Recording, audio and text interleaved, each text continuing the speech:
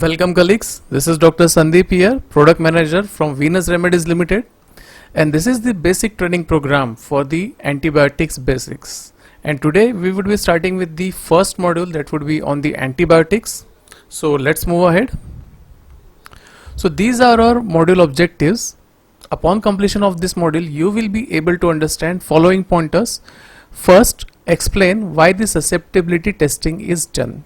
So you would be getting the understanding of what exactly is the susceptibility testing, what is the process of doing the testing and when it is done. Then you would be able to define the terms bacteriostatic and bactericidal.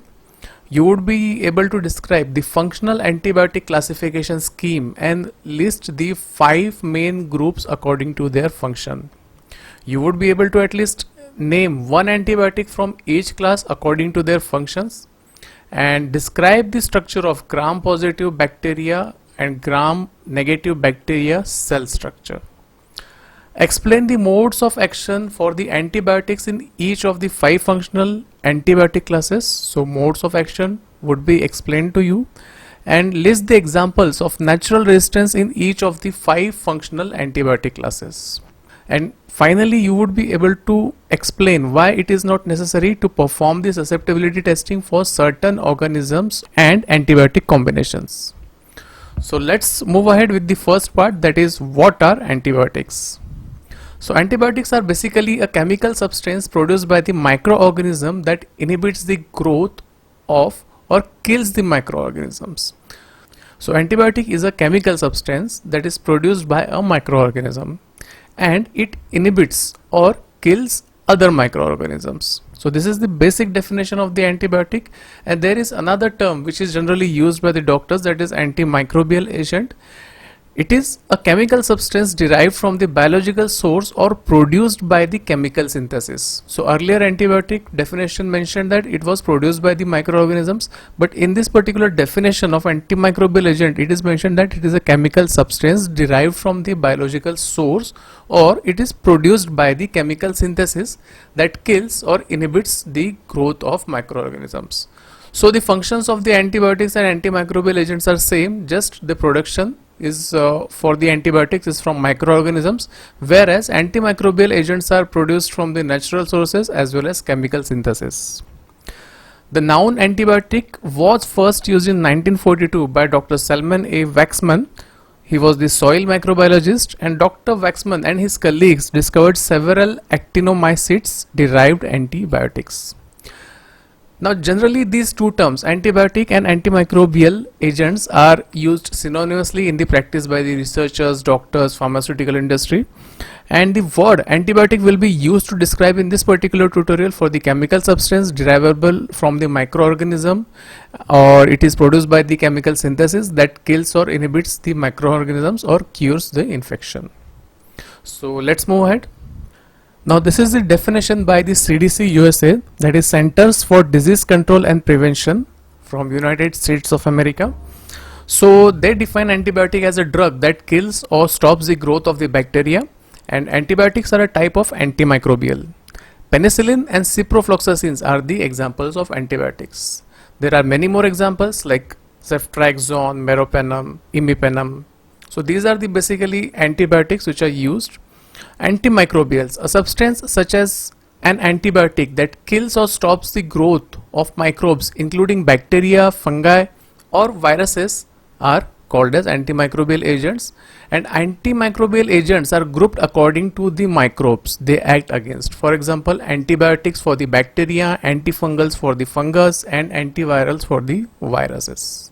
So this is the basic definition by the CDC. These are the sources of antibacterial agents, antibiotics. So natural, semi-synthetic and synthetic. So natural are the gained from the fungal sources, semi-synthetic are gained from the chemically altered natural compound, and the synthetic are the chemically designed in the laboratory by doing the research. So these are the 3 types of the antibacterial agents according to their sources, and the toxicity and effectiveness varies according to their source. So for example, the natural source antibiotic is highly toxic and less effective, whereas this synthetic one is highly effective and less toxic. So let's move ahead. Original antibiotics were derived from the fungal sources, as we have earlier seen. These can be referred to as the natural antibiotics. Organisms develop resistance faster to the natural antimicrobials because they have been pre-exposed to these compounds in the nature. As we have seen that these antibiotics are already present in the nature, so there are chances that this particular bacteria have already been exposed to these natural antibiotics. So the building of resistance is very faster against the natural antibiotics, so their effectiveness is less. Natural antibiotics are often more toxic than synthetic antibiotics. So benzyl penicillin and gentamicin are the natural antibiotics. Now next category is the semi-synthetic drugs, which are developed to decrease the toxicity and increase the effectiveness. So examples of these are ampicillin and amikacin. These are semi-synthetic antibiotics which were developed to reduce the toxicity of the penicillins in the case of ampicillin and increase the effectiveness.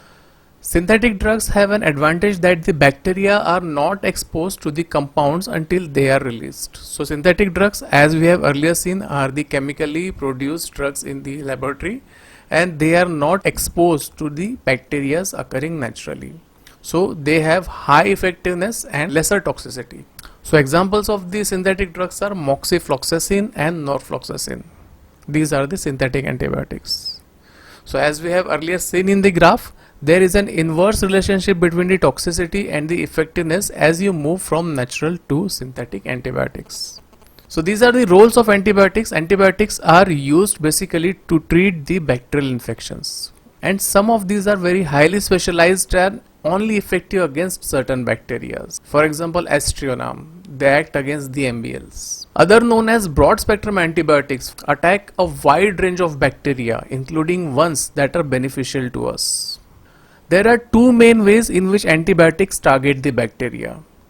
They either prevent the reproduction of the bacteria, that is bacteriostatic activity, and they will kill the bacteria, for example by stopping the mechanism responsible for building their cell walls.